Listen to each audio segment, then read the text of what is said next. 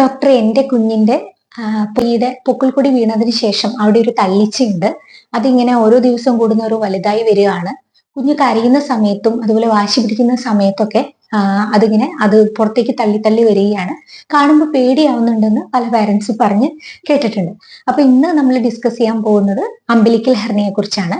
Umbilical hernia എന്ന് പറഞ്ഞാല് വേറെ ഒന്നുമല്ല, കുഞ്ഞുങ്ങളിൽ പൊക്കിൾക്കൊടി വീണ ശേഷം ആ ഒരു ഭാഗത്ത് ചില കുഞ്ഞുങ്ങളിൽ, പ്രത്യേകിച്ച് വെയിറ്റ് കുറവുള്ള കുഞ്ഞുങ്ങള്, കുറച്ച് നേരത്തെ പ്രസവം ആകേണ്ടി വരുന്ന കുഞ്ഞുങ്ങൾ, പ്രീ ടേം ബേബീസ് എന്ന് പറയും, അവരിലൊക്കെ ഈ അബ്ഡോമിനൽ മസിൽസിന്റെ വീക്ക്നെസ് കാരണം ഉള്ളിലുള്ള കുടൽമാല ഈ ഒരു പുറത്തേക്ക് തള്ളി തള്ളി വരുന്നതാണ് ഈച്ചയായിട്ട് നമ്മൾ പുറത്തേക്ക് കാണുന്നത്. ഒരു മാസ് പോലെ പുറത്തേക്ക് കാണപ്പെടുന്ന അതാണ്.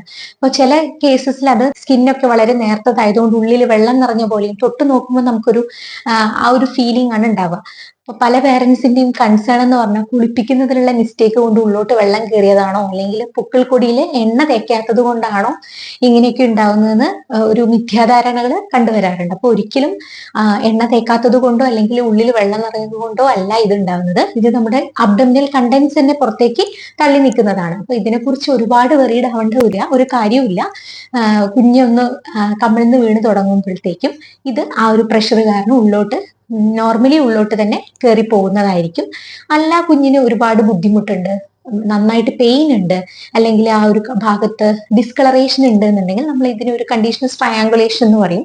അങ്ങനെ എന്തെങ്കിലും കാണപ്പെടുകയാണെങ്കിൽ മാത്രം അടുത്തുള്ള പീഡിയാട്രിഷ്യനെ കാണിക്കേണ്ടതാണ്. അല്ലെങ്കിൽ 1 വയസ്സ് വരെ നമുക്ക് വെയിറ്റ് ചെയ്യാം. ഇത് നോർമലി തന്നെ ഉള്ളോട്ട് കയറി പോകുന്നതാണ്.